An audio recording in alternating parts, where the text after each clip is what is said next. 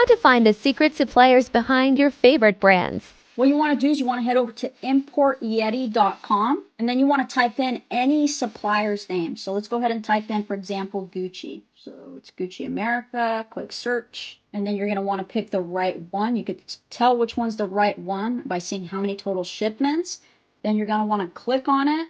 And then if you scroll, it's going to show you all of Gucci's suppliers. They have multiple suppliers, and it also tells you how many total shipments they're bringing in from said supplier.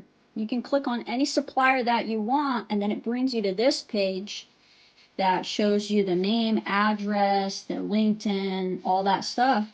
And then if you scroll, it also tells you what other companies or customers they have. You can see here they also source to Balenciaga. From there, you would click on name and it will take you to Google and show you their name, or you can click on address. And then when it takes you to Google, you'll be able to see their phone number and all that information, and you can go ahead and contact them if you want similar products made to that specific e-commerce brand or online store.